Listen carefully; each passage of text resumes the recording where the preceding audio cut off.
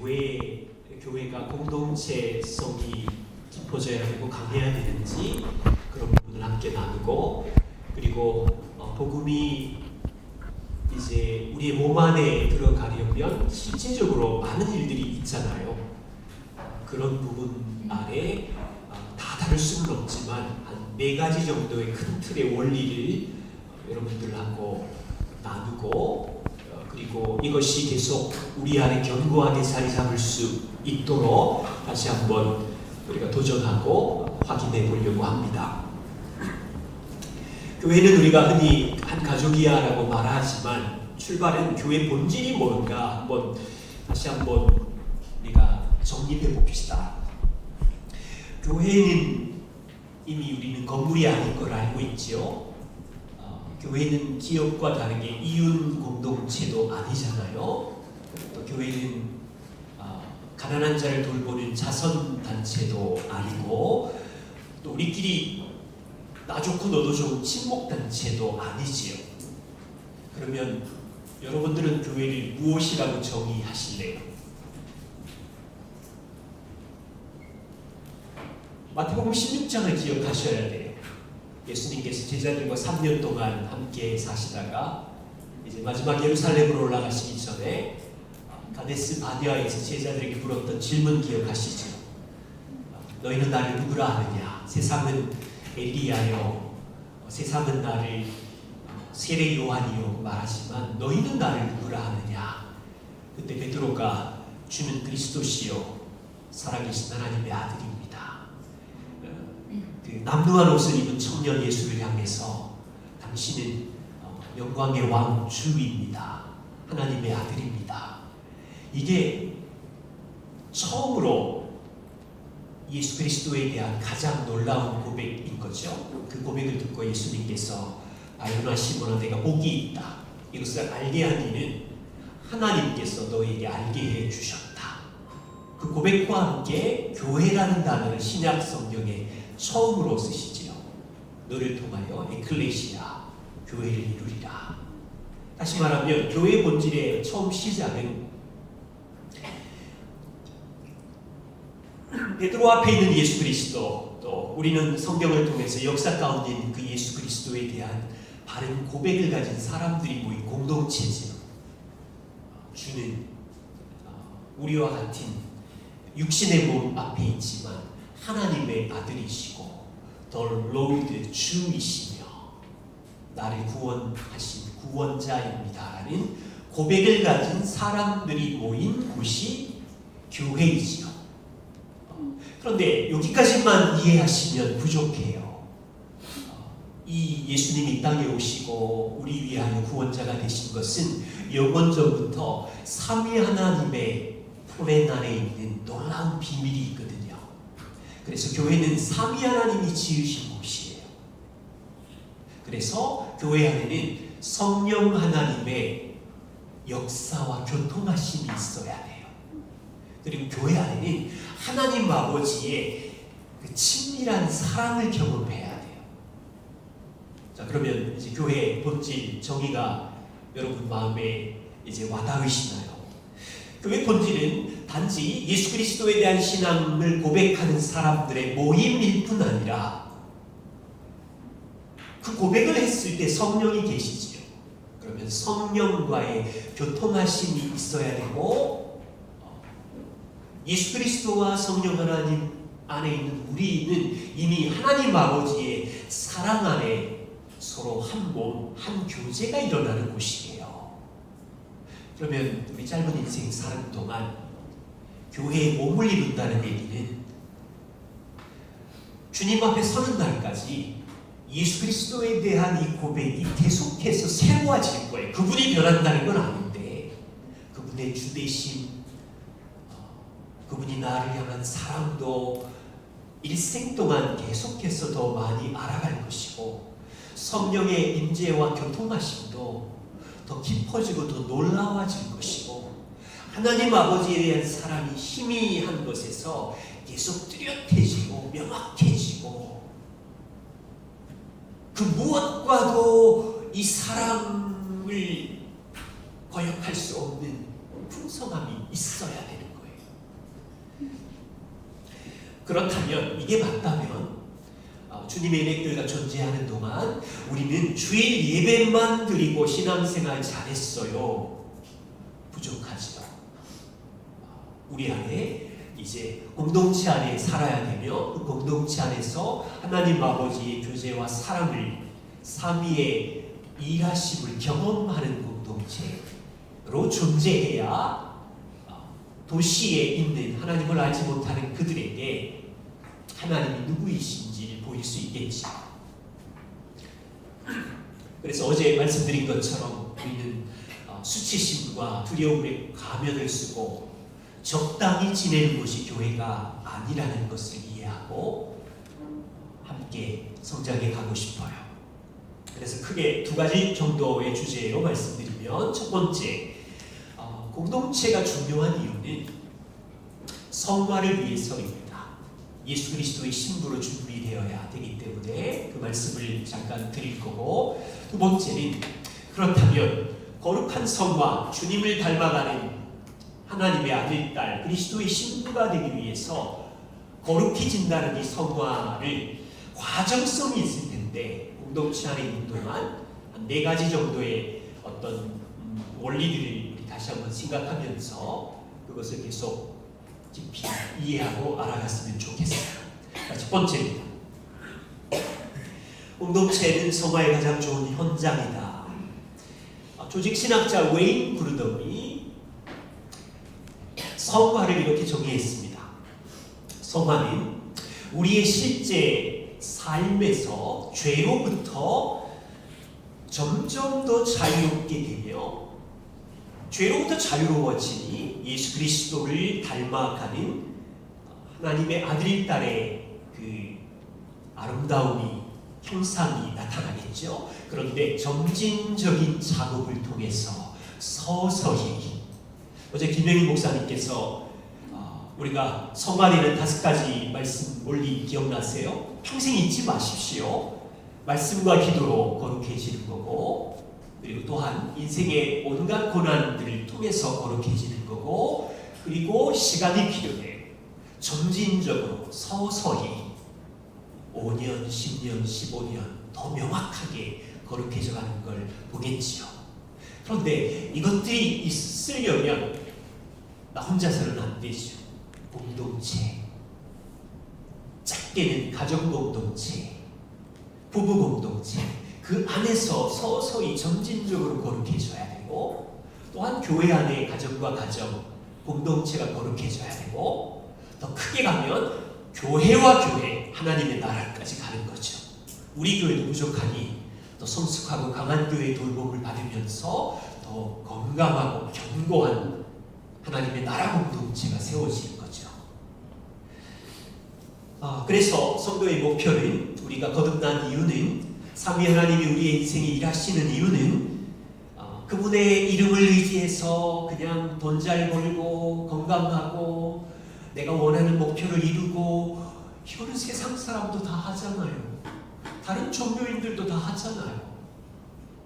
그런 목표가 아니라는 거예요. 하나님을 닮아 영원한 아들, 딸들로 성장하는 목표. 이게 놀라운 목표이기 때문에 삼위 하나님이 이 목표를 이루려고 여러분 삶에 깊이 개입하시고 한 번도 떠난 적이 없으시고 동행하시고 뭐 하시려고요? 여러분 안에 있는 죄를 죽이고 습관을 죽이고 수치심과 두려움을 죽이고 자유해져서 예수 그리스도를 닮아서, 누구도 완전해질 수는 없겠지요. 우리 인생은 짧고 500년 살 수 있는 것도 아니니까. 그러나 짧은 인생 사는 동안 공동체 안에서 교회의 몸을 이루면서 주님을 닮아가는 거죠. 세상은 이것을 놀라운 목표라고 말하지 않지만 우리는 알잖아요.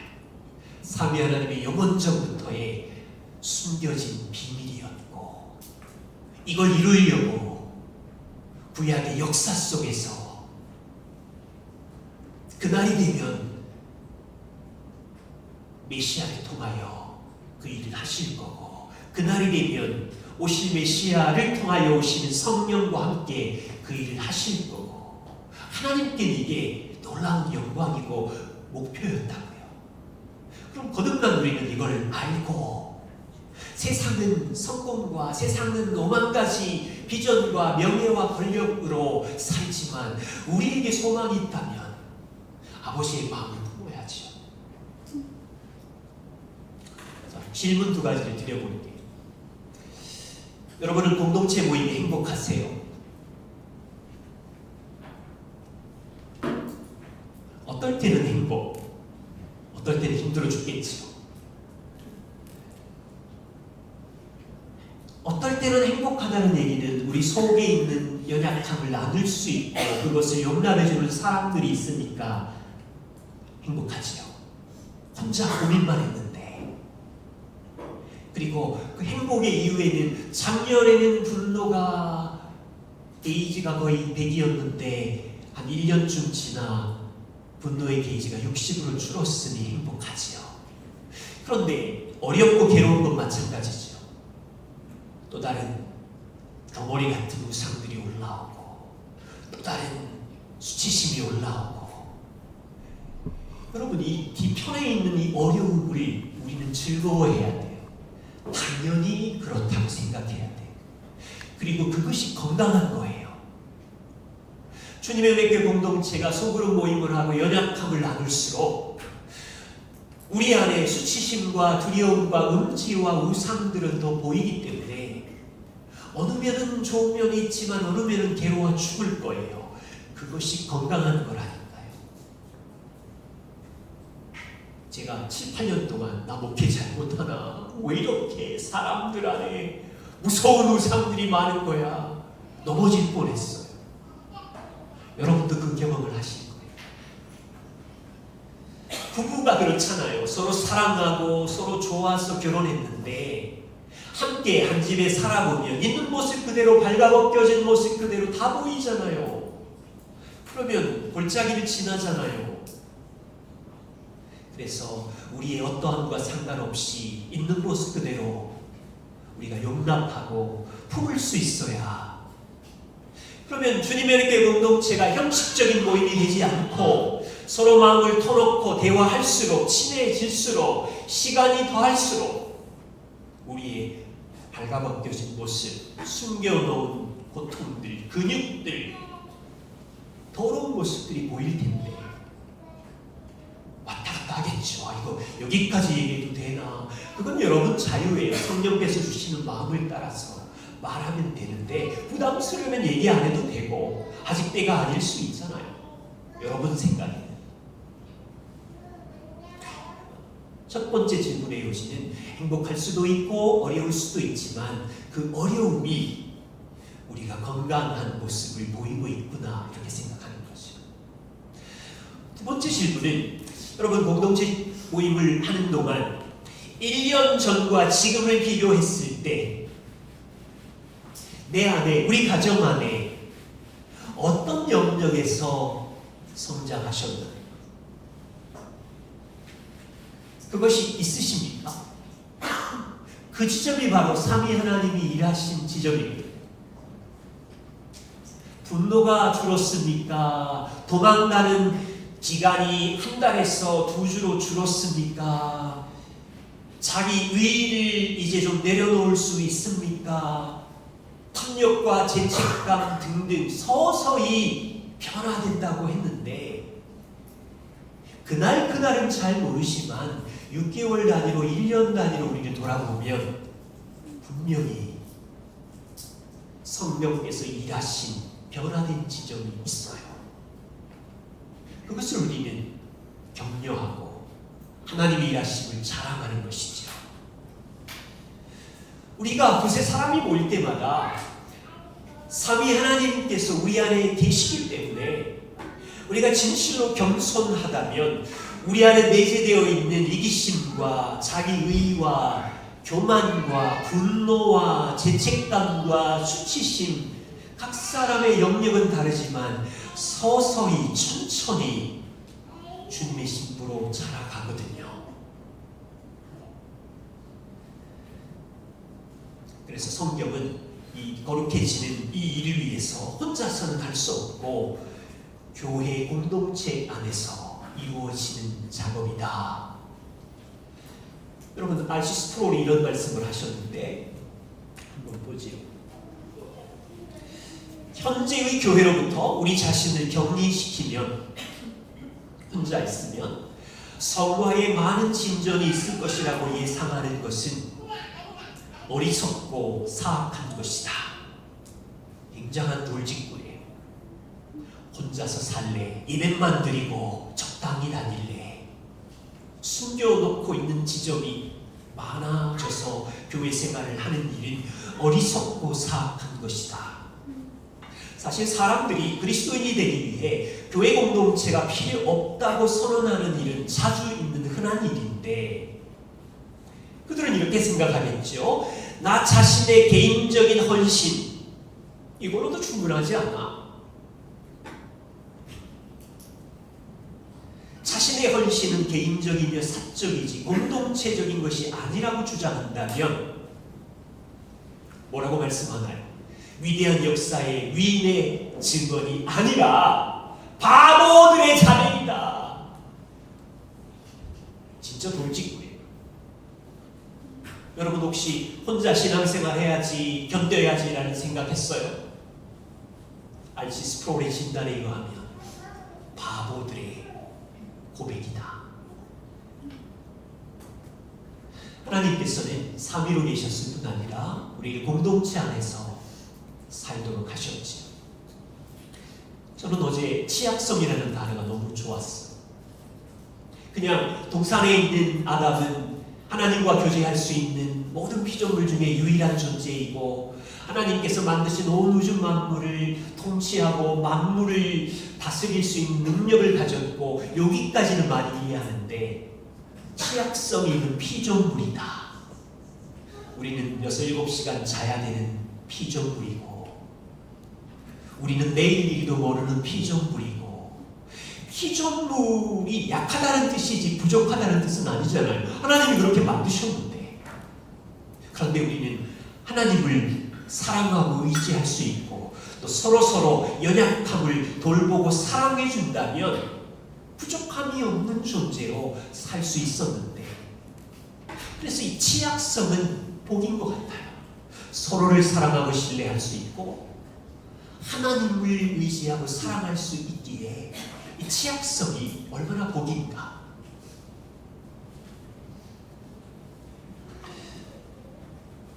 그래서 누구도 혼자서는 거룩해질 수 없다는 것을 알기 때문에 공동체는 필요하고, 그 공동체 안에서 서로 사랑하며 의지하며 우리가 거룩해져 가는 거예요.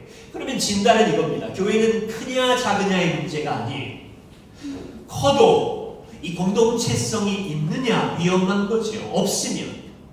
작다고 좋은 게 아니라 교회가 작은데 공동체성이 없어요. 삼위 하나님과의 교제와 서로를 의지하는 게 없어요. 대단히 위험한 거죠. 그래서 교회가 존재하는 동안 복음이라는 키워드, 또 몸을 이루는 공동체라는 이 두 가지를 우리가 다시 고민하면서 다시 재발견해 가면서 가고 싶어요. 두 번째입니다. 친밀한 복음 공동체 어떻게 세울 것인가. 한 4가지 정도 큰 줄기를 볼 거예요. 우리는 취약성을 가진 사람이기 때문에 누군가의 도움이 필요하죠. 첫 번째가 우리는 다른 사람의 도움이 필요함을 평생 인정하는 겁니다.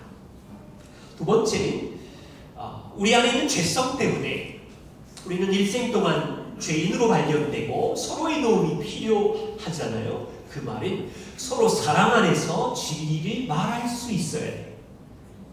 모두에게 겸손이 필요해요.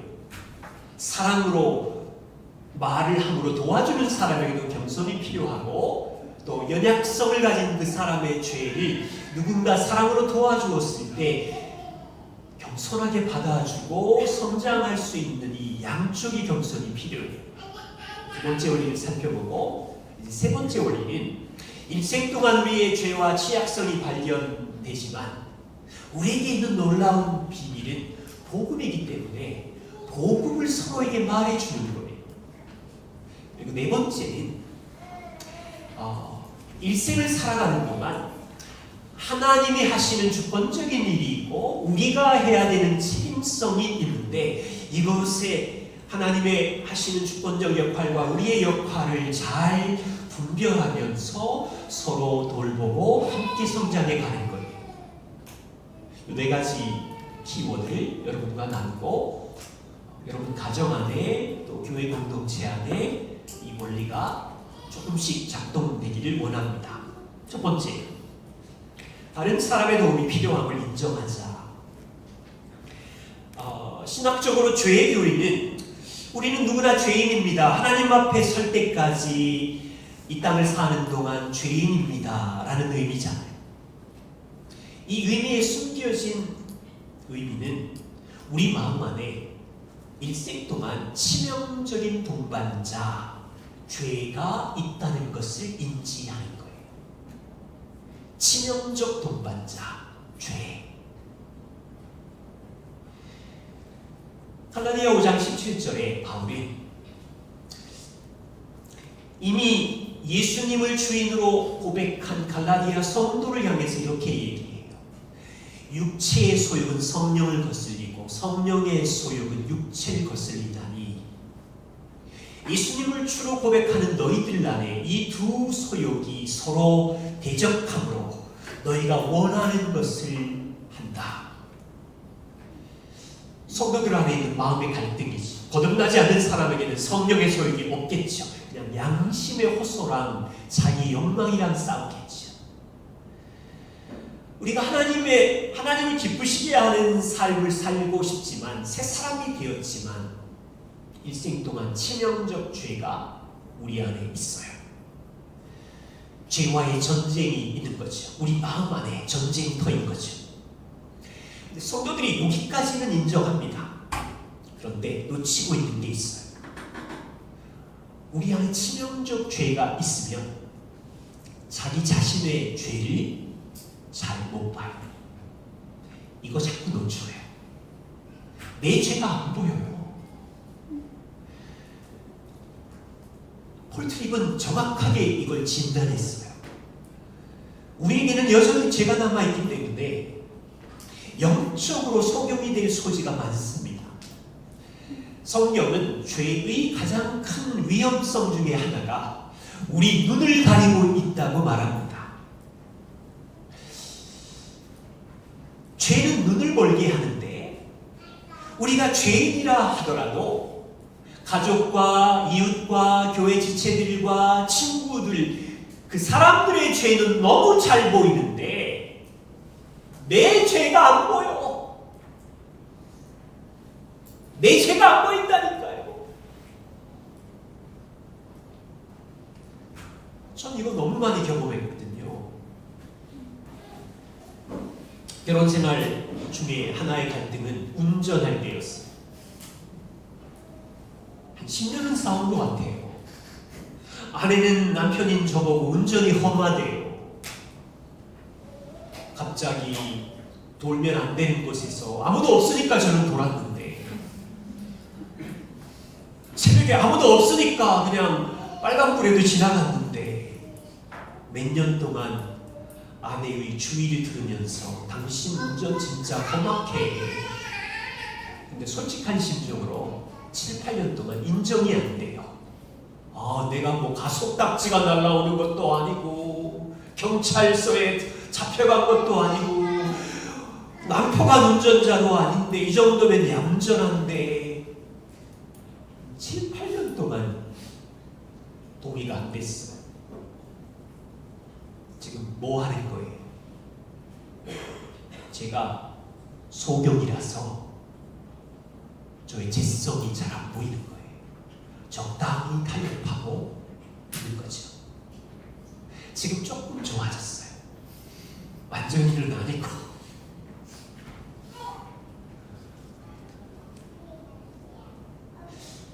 내가 험악한 운전자, 법규를 자주 어기는 드라이버라는 이걸 인정하는 데까지 한 10여 년 걸립니다. 10대 아이들을 키우면서 여기 우리 둘째도 있지만 한 5년 동안에 내 안에 있는 존경의 우상이 안 보이더라.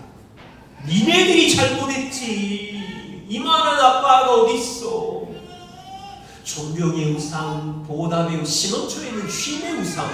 열심히 일하고 왔으면 좀 쉬어야 되는데 집에 오면 쉴 여유가 없이 빨래도 해야 되고 뭐도 청소해줘야 되고 많이 한 건 아닌데 그게 다 짐으로 다가오고, 집 안으로 들어가면 남편으로서의 섬김과 아내를 돌보는 인도의 역할보다 쉬지 못하는 욕구가 나를 지배함으로 인해서 내 안에 어두운 그림자를 몇 시간씩 붙들고 있는, 이게 죄로 안 보이더라고요. 권리로 보이지.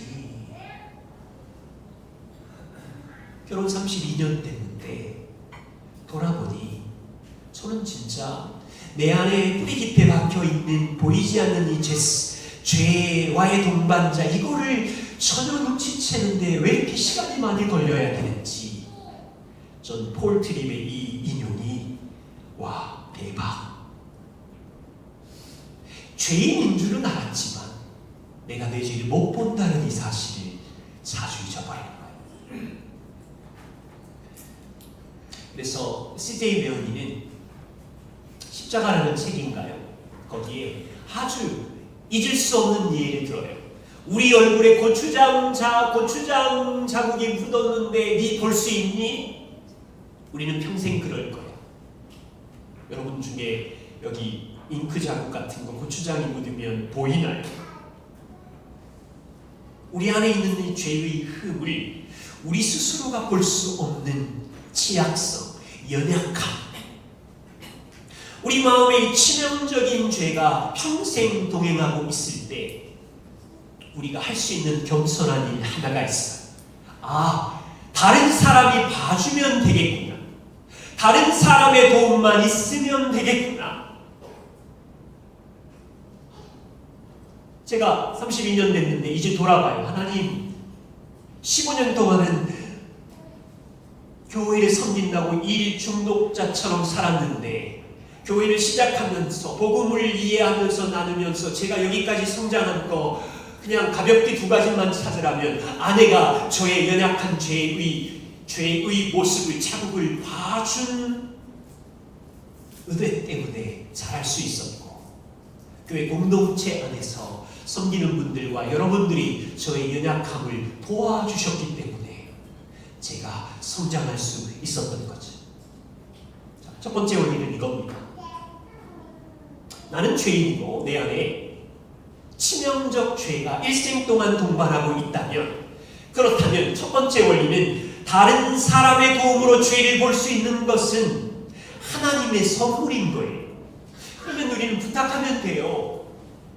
아내에게, 배우자에게 나의 연약한 죄를 좀 봐달라고 요청하는 거죠. 교회 다른 지체들에게 나의 연약함과 나의 부족함을 이야기해달라고 요청하는 거죠. 다른 사람의 도움은 하나님이 주신 선물입니다. 물론 배우자랄지 다른 사람들의 관찰이 100% 정확하거나 완전하지는 않지요. 그들도 연약한 거니까. 그럼에도 불구하고 나는 당신의 도움이 필요해요. 내 얼굴에 묻은 죄의 흔적과 자국을 내 힘으로는 볼 수 없는 죄인이니 저의 연약함을 보고 저를 도와주세요. 이 겸손만 있다면 우리는 거룩하게 주님을 점진적으로 서서히 닮아갈 수 있겠지요. 자, 이제 그러면 이 산을 내려가서는 그런 얘기를 할 수 있어야 돼요. 남편은 아내에게, 아내는 남편에게 나의 연약한 부분을 보고 이야기해 주세요. 대신 화내지는 말고 온유와 겸손으로 이야기해 주세요. 이것이 여러분 결혼 안에 또 공동체가 모일 때마다, 그래서 저희 교회에서 6개월에 한 번, 1년 또 연말에 한 번 그런 질문 마지막 10몇 년 동안 한 거 기억하시죠? 6개월 동안 우리 가정을 보고 격려해 주세요. 연약하면서 잘하는 게 뭐가 있는지 서로 질문하잖아요. 자, 두 번째입니다. 사랑 안에서 진리를 서로에게 말하는 겁니다. 히브리서 3장 12절 13절인데 여러분 교재에도 있죠? 같이 한번 읽어보겠습니다. 형제들아 너희가 삼가하고 너희 중에 내가 믿지 아니하는 악한 마음을 품고 사랑하신 하나님에게서 떨어질까 조심할 것이요 오직 오늘이라 일컫는 동안에 매일 피차 권면하여 너희 중에 누구든지 죄의 유혹으로 완고하게 되지 않도록 하라. 초대교회 성도는 서로가 필요하다는 것을 알았어요. 그들은 단지 예배 설교만으로 충분하다고 말하지 않았어요. 여기 보세요. 매일 피차 서로 강팍하게 되지 않도록 죄의 유혹에서 피차 강팍하게 되지 않도록 서로 권면하고 도와주어라. 그들은 알았지. 평생 치명적 죄가 우리 안에 있다는 것을 알았고 그들은 알았지요. 서로가 필요해서 죄의 유혹에 넘어가지 않게 서로 도와주고 있었어요. 에베소서 4장 15절에는 오직 사랑 안에서 참된 것을 말하여 서로에게 참된 것을 사랑 안에서 말함으로 범사에 그리스도에게까지 자랄지니라. 그러면 어떻게 사랑 안에서 서로에게 진리를 말해줄까요? 마태복음 18장 15절 17절 예수님의 원리 같이 한번 읽어볼까요? 함께 같이 읽겠습니다. 내 형제가 죄를 범하거든 가서 너와 그 사람과만 상대하여 권고하라. 만일 들으면 내가 내 형제를 얻은 것이요 만일 듣지 않거든 한두 사람을 데리고 가서 두세 증인의 입으로 말마다 확증하게 하라. 만일 그들의 말도 듣지 않거든 교회의 말하고 교회의 말도 듣지 않거든 이방인과 세리와 같이 여기라. 예수님께서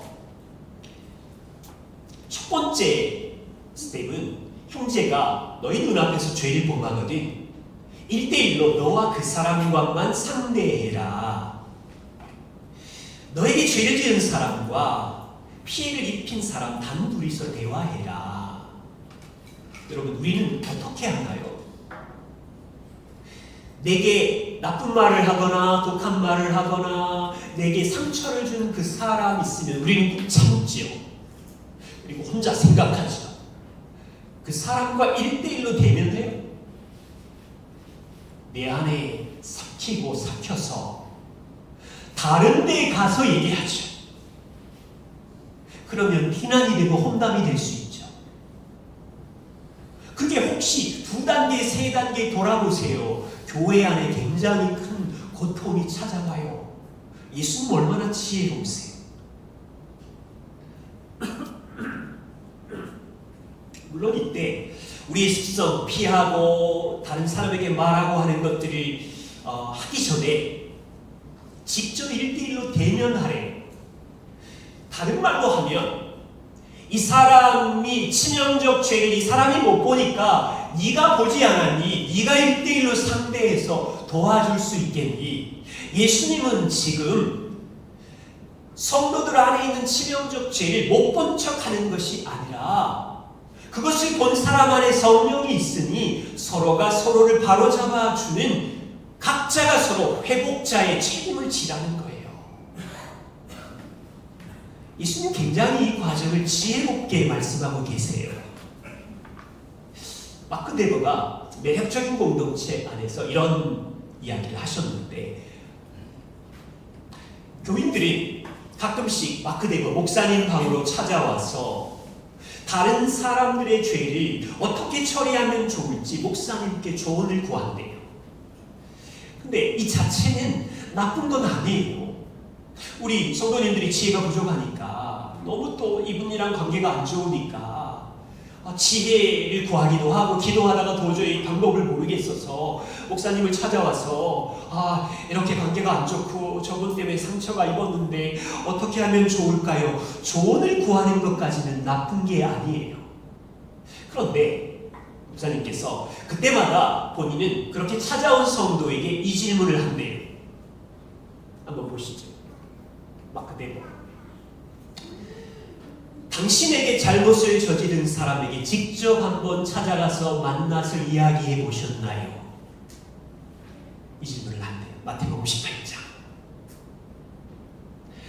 주님께서는 당신에게 배우자든 누군가의 연약한 치명적 죄를 보게 하셔서 당신이 이 사람을 회복하고 이 사람을 얻는 도구로 쓰고 싶으신데 직접 만난 적이 있으신가요?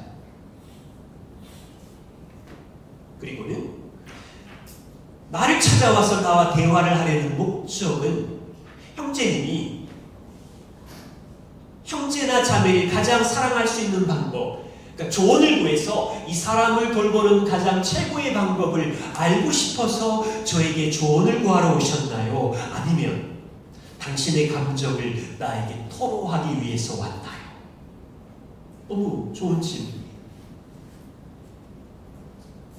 그리고 혹시 그 사람의 죄를 다루어야 하는 예수님은 당신을 그 사람의 회복자로 도구로 쓰고 싶으신데 그 사람의 죄를 다루려고 하는 당신의 책임을 나에게 떠넘기려는 것입니까? 아니면 그 사람의 죄에도 불구하고 내가 참았다고 하는 당신의 경건함을 목사인 나에게 자랑하려고 그러시는 겁니까? 아니면 당신의 그 사람의 죄로 인한 분노와 불쾌감을 느꼈기 때문에 나한테 하소연하는 것인가요?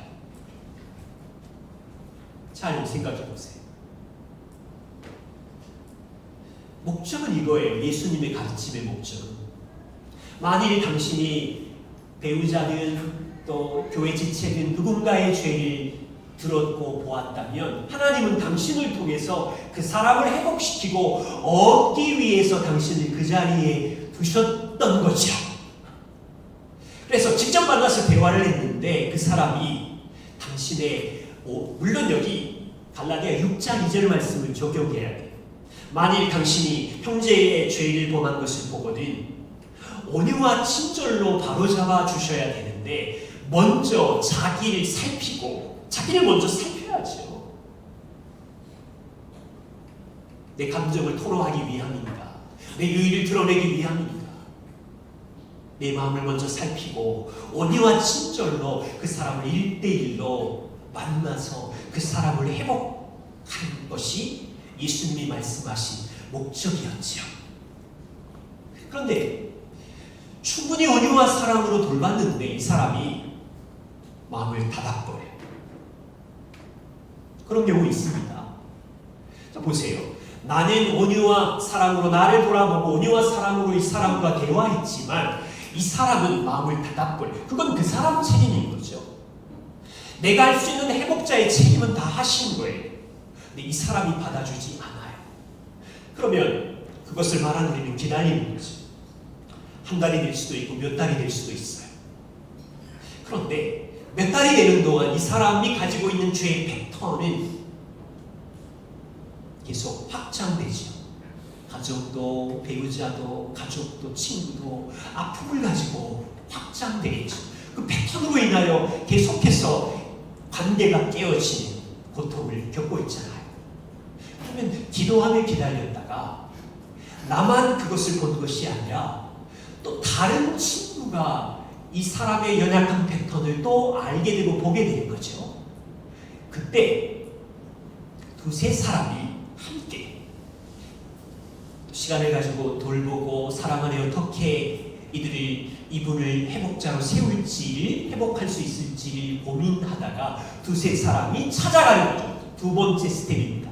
한두 사람을 데리고 가라. 처음 해보는 그 사람이랑 나머지 한두 사람이랑 2명 또는 3사람 데리고 가서 왜 그럴까요? 혹시 처음에 내가 보았을 때는 우리가 100% 온전하지 않잖아요. 정확하지 않을 수도 있잖아요. 그런데 두세 사람이 같이 형제의 죄를 혼자서 판단하면 잘못 판단할 수 있었는데 이제 두세 사람이 이 형제의 연약한 패턴의 고통을 알고 있기 때문에 이제 2명, 3명이 정확하게 규명할 수 있는 도와줄 사람이 생긴 거죠. 꼭 구약의 죄를 확정하기 위해서 2명 넘는 증인이 필요한 것처럼 여기에도 여러 가지 의미가 있어요. 첫 번째는 우리 자신의 어떤 저 사람에 대한 판단과 생각의 한계를 겸손하게 인정하는 거예요. 나는 인정하는데 딴 사람은 아니라고 그럴 수도 있잖아요. 그러면 내가 나를 돌아볼 수 있는 기회도 되는 거죠. 좋아요. 그렇게 될 때 우리는 서로를 돌보는 은혜를 나눌 수 있고, 두 단계를 거치고도 이 죄지은 사람이 두세 사람의 증인과 함께 있어서 사랑으로 돌보는데도 듣지 않고 회개하지 않는다면, 특별히 중대한 죄라면, 용납하기 어려운 크리스찬의 거룩성을 깨트리는 일이라면 교회에 말하는 거죠. 교회 장로들에게 말하고 집사에게 말하고. 그래서 교회의 말도 듣지 않으면 이방인과 같이 여겨라. 이럴 때는 예를 들면 부적절한 관계랄지, 간음이랄지, 상습적인 중독이랄지, 반복적인 거짓말, 사기랄지 등등일 때는 교회에 말하고, 교회가 또 6개월 일정 기간 1년 돌보다가 이 영혼을 회복하기 위해서 또 징계를 할 수도 있고, 예수님께서는 교회의 거룩성을 지키고 싶으신 겁니다. 교회가 죄를 미워하고 거룩을 지키기를 원하셨던 거죠. 우리 교회를 한번 생각해 보세요. 교회 현장 안에 이렇게 예수님이 말씀하신 서로 죄를 죽이고 상호 돌보는 이 시스템, 사랑 안에서 진리를 말하며 함께 거룩해져가는 이 원리가 교회 안에 작동되기를 원하셨던 거예요. 근데 참 쉽지가 않죠. 작동되기 얼마나 어려운가요? 주님의 은혜 교회는 이것이 문화가 되기를 원하는 거죠. 지금 잘하고 계시는 거거든요. 지금 단계에서 제가 생각하기에 공동체가 이 일을 하는 것을 연습하고 있는 것 같아요. 거기까지 왔어요. 그래서 우리는 믿음의 걸음을 걷고 서로 같이 아파하며 이 길을 잘 가고 있다는 생각을 저는 여러분들께 드리고 싶고, 그래서 이 서로 사랑 안에서 진리를 말하는 이 상호 책임, 이것을 기억할 때 죄를 지은 사람을 결정적 한 방으로 혼내줘야지, 호통쳐야지, 이런 게 아니라는 거 아시죠? 그리고 죄를 지적해서 거룩하게 하는 이것이 1년에 몇 번 쌓아두었던 감정을 분노로 쏟아내는 책망이 아니라는 걸 이해하셔야 돼요.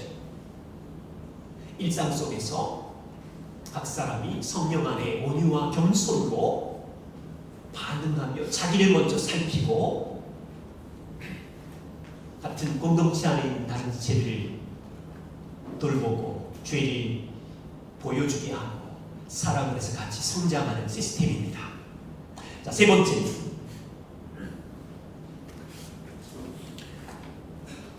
서로의 복음을 기억하게 해주는 공동체이고 싶어요.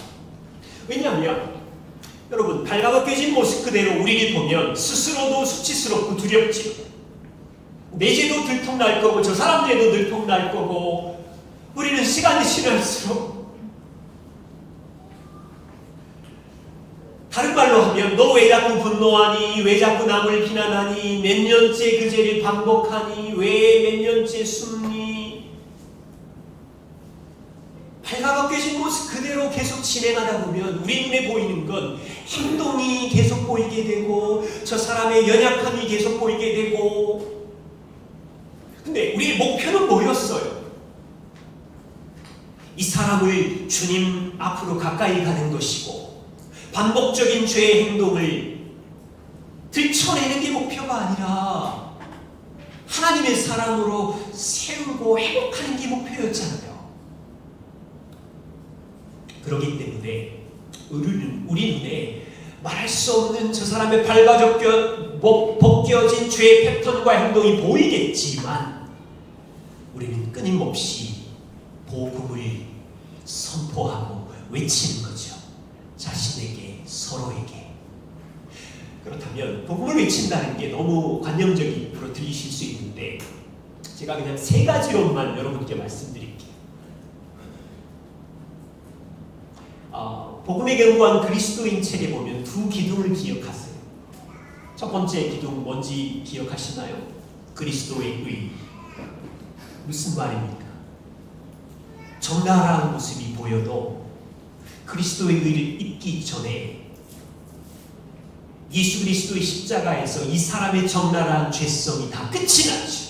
수치심도, 두려움도, 교만도, 패턴의 죄도 십자가에서 저주와 형벌을 주님이 대신 받았잖아요. 그렇다면 형제님, 자매님의 지금 신음하는 죄는 끝났어요. 값을 다 지불하셨어요. 당신이 고민하는 이만큼의 용량보다 100배, 1000배 하나님의 아들이 갚아서 죄값을 지불하셨기 때문에 결코 정죄함이 없어요.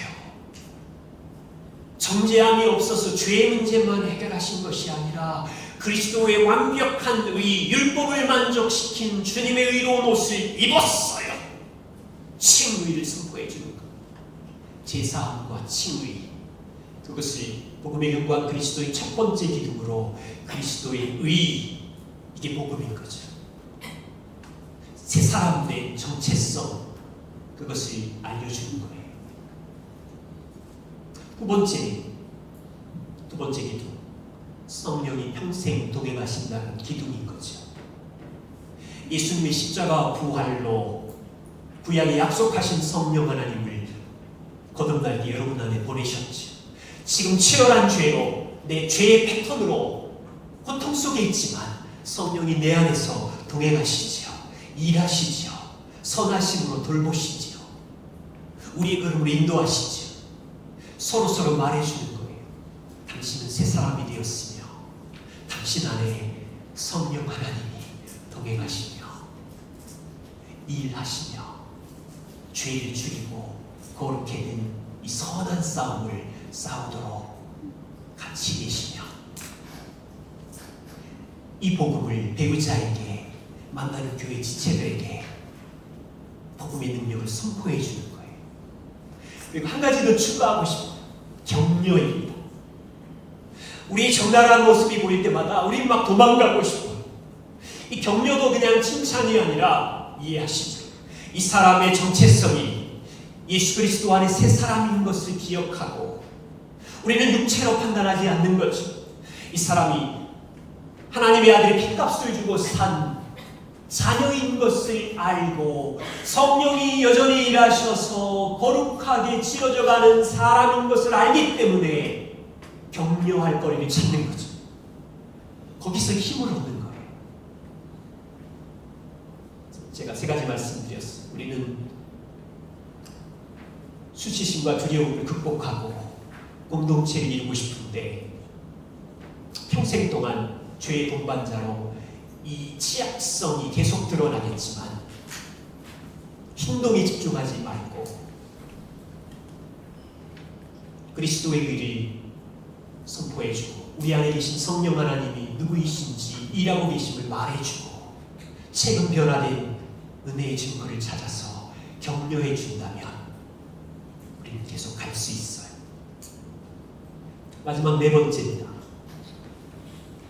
시죠? 제가 시간을 몰라서 17분, 17분, 네, 한 10분 정도. 자, 마지막입니다.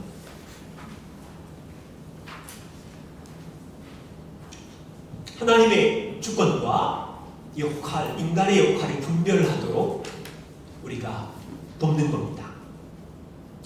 복음 공동체를 세워갈 때 저에게 가장 어려웠던 부분은 이 부분이기도 했고 또 자유함을 누렸던 것도 이 부분입니다. 홀트립이 치유와 회복의 동반자라는 책에서 세 가지 종류의 사람이 있다고 이야기했어요. 첫 번째는 무책임한 사람, 책임을 몰라요. 두 번째는 모든 무거운 짐을 가지고 지나친 책임감을 가진 사람, 세 번째는 책임을 혼돈하는 사람입니다. 하나님의 책임, 나의 책임을 혼돈하는 사람. 이 세 가지 종류의 사람을 우리 안에 있고 또 우리 주변에서 보게 될 거예요. 그러면 이분들을 우리가 분별하고 나도 이 세 가지 원리에 지금 내 책임을 무시하고 있구나, 혼돈하고 있구나 스스로를 생각하셔야 되고, 이 원리가 내 안에 작동하게 되면 이제 교회 지체들 안에 다른 사람들 안에서도 서로 돌보고 대화를 듣다가 보면 이 세 가지 혼돈 속에 출렁거리는 모습을 보게 될 거고, 그리고 시간이라는 긴 시간 속에서 사랑과 온유로 진리를 말하는 동안 이 역할 이해를 해주면서 함께 길을 걷는 거죠. 그래서 제리 브리치즈가 하나님의 주권을 이렇게 정의를 했는데, 하나님이 누구십니까? 온 땅의 창조자이시고 구원자이시고 인생의 통치자이시죠. 그런데 그 하나님이 우리를 창조해 놓고 우리를 아들의 자녀 삼으신 다음에 가만히 계신 것이 아니라 하나님 아버지의 탁월한 지혜, 그분의 측량할 수 없는 사랑 안에 우리의 인생의 목적을 가지고 들어오셔서 우리의 유익을 이루기 위해 항상 예외 없이 핏값 주고 산 당신의 자녀를 인생에 인도하시고 돌보신다는 거죠. 여러분, 이 하나님의 주권이 주는 자유함 평생 우리는 알아가야 될 텐데, 자, 그렇다면 보세요. 여기 한 남자가 있습니다. 제가 한 남자죠.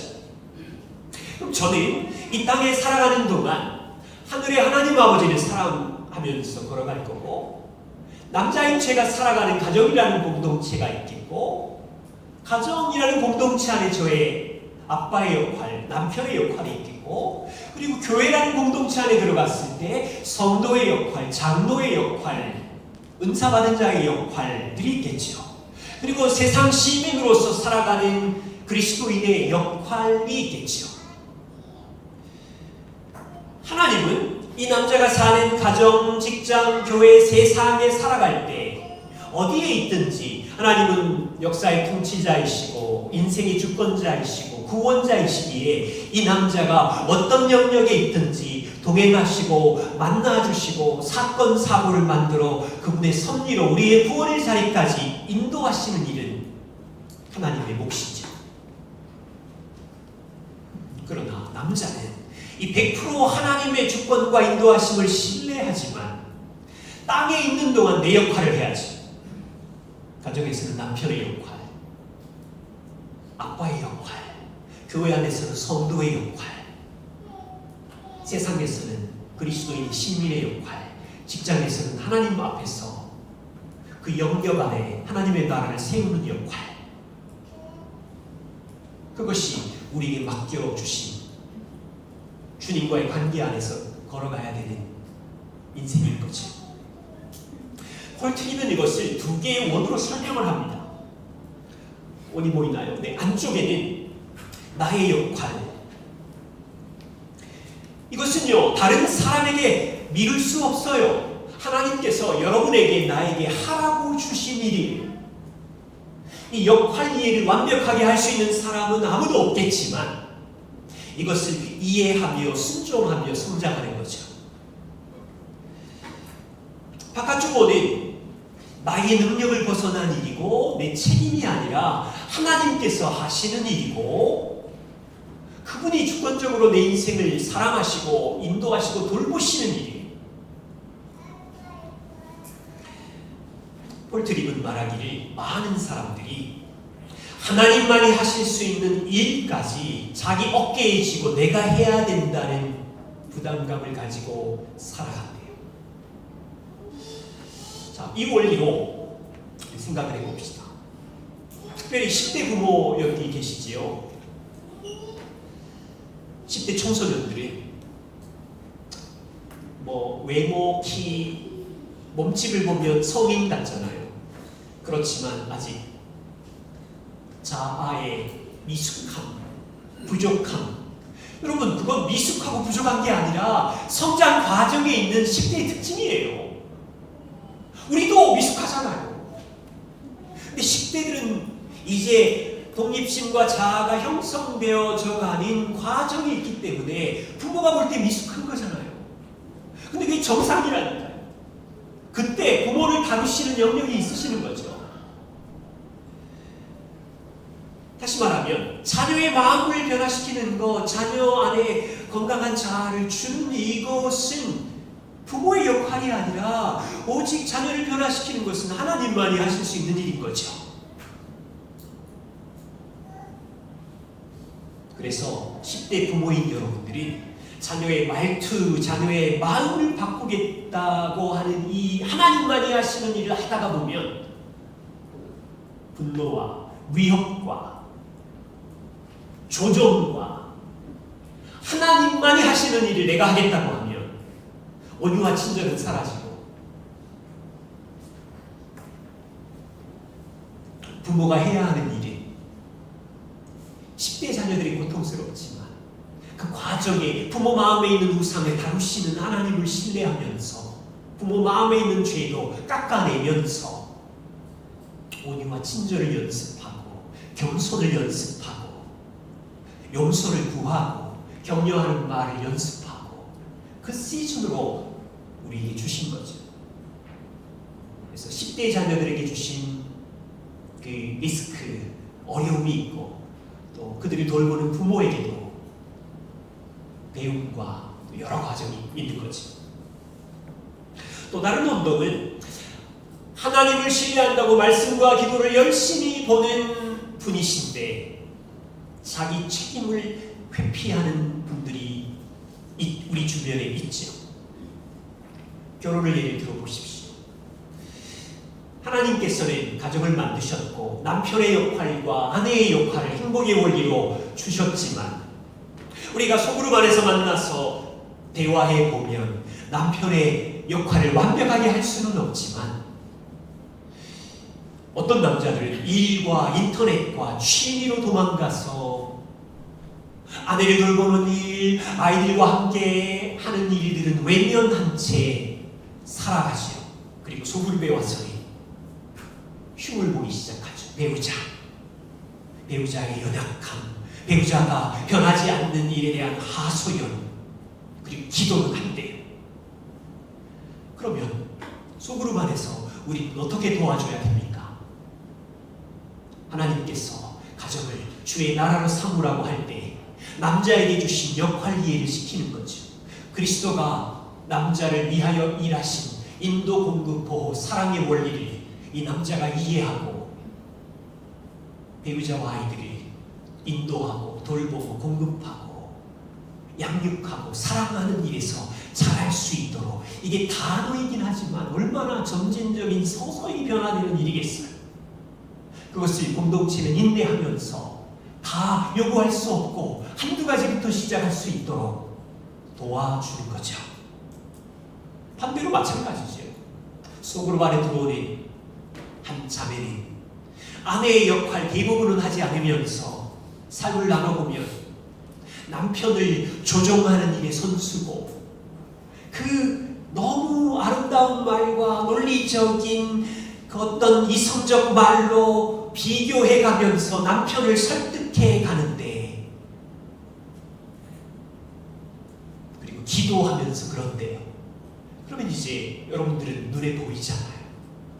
좀 잠잠히 있어도 될 텐데 혼자서 모든 짐을 다 지고 가는 무거운 짐을 가진 아내를 볼 때 어떻게 도와주실래요? 가정을 창조하신 하나님의 원리를 따라 돕는 배필로 남편을 존중하면서 아내로서 할 수 있는 일을 할 수 있도록, 이게 금방 안 되잖아요. 시간이 많이 걸리잖아요. 그것을 같이 온유와 사랑과 인내로 옆에 있는 거지요. 진짜요? 한 7, 8년 될 때까지 저에게 깊은 고민이 있었어요. 이 원리에 대한 이해가 없었기 때문에 각 집집마다 성도의 가정에 골짜기들이 밀려올 때 어디서부터 섬기고 도와야 될지 혼란스럽고 당황스러웠어요. 막장 드라마에나 나오는 이야기들도 있고 폭풍우 같은 풍파가 저 집에 몰아치면 저는 아내는 그 짐을 싸매고 주님 어디부터 시작해야 되나요? 무엇부터 함께 옆에 있어야 되나요? 아주 혼란스러운 밤을 보냈어. 그러다가 찾은 건 내가 할 수 있는 일은 아무것도 없구나.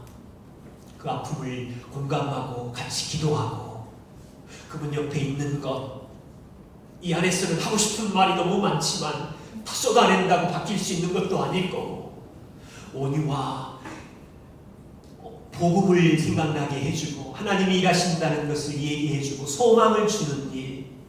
그러고 또 집에 돌아오면 하나님 어디서부터 해야 돼요? 답은 모르겠고 계속 꼬여있는 실타래는 더 묶이는 것 같고, 그리고 시간이 지나면서 이해하게 된 것은 하나님의 주권적인 책임이 있구나. 내가 하는 책임이 있구나. 내가 하는 책임과 돌보심이 이 시즌에 주님이 주신 지혜로 여기까지라면 나는 평안히 잠을 자야 하는 거구나. 나머지 서서히 저 가정을 바꾸어 가실, 저 사람을 바꾸어 가실, 저 고단한 성품을 바꾸어 가실 분은 주님이셨구나. 주님께 맡기고 잠을 잘 수 있었습니다. 우리 공동체 섬기는 분들도 마찬가지죠. 다른 분들도 마찬가지죠.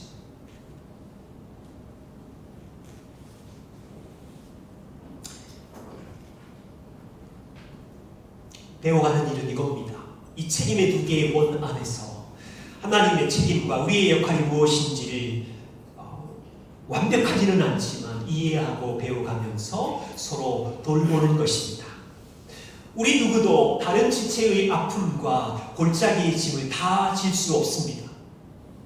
심지어 주님이 내게 맡겨주신 짐도, 나에게 허락하신 가정도, 자녀도, 내 죄도 내 힘으로 들 수 없는 연약한 자인 것을 알기 때문에 다른 사람의 짐까지 다 질 수 있는 건 아니지요. 그런데 우리가 할 수 있는 일이 있지요. 몸 안에 불러주셨으니까 붙어 있는 거지. 같이 공감하면서 아파하면서 우리의 하나님이신 아버지께 기도할 수 있는 일은 할 수 있죠.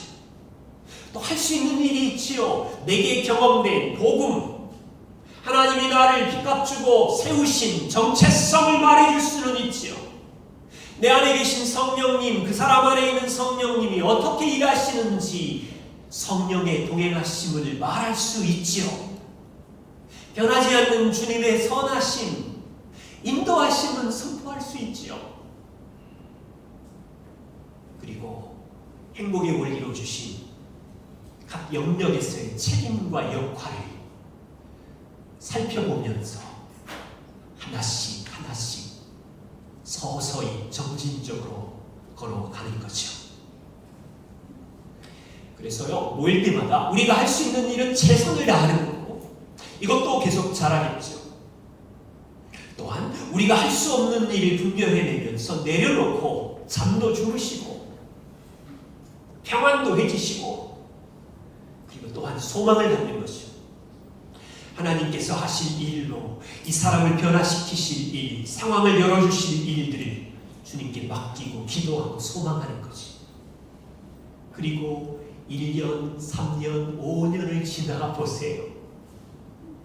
우리는 놀라게 돼요. 주님, 저는 무력한 자였는데 그냥 옆에 있었던 것뿐인데 하나님께서 이 가정 안에, 이분의 인생 안에 쓰신 은혜의 스토리는 당신께 찬양할 수밖에 없습니다. 그때 우리는 복음의 영광을 노래하게 되고 하나님의 주권적인 일하심에 놀라게 되고, 마지막 계시록에 있는 주의 백성들이 모든 보좌를 아버지께 던지며 당신이 하신 은혜입니다, 그렇게밖에 말할 수 없는 거예요. 완벽하지는 않지만 이 땅에 있는 동안 그리스도의 신부로 이렇게 성장해 갈 수 있다면 세상에 하나님이 누구신지를 보여줄 수 있겠죠. 마지막 문장입니다. 레너드 스위치 이렇게 말했어요. 교회가 세상에 줄 수 있는 것은 두 가지다. 그리스도의 복음과 공동체, 둘뿐이다. 기도합시다.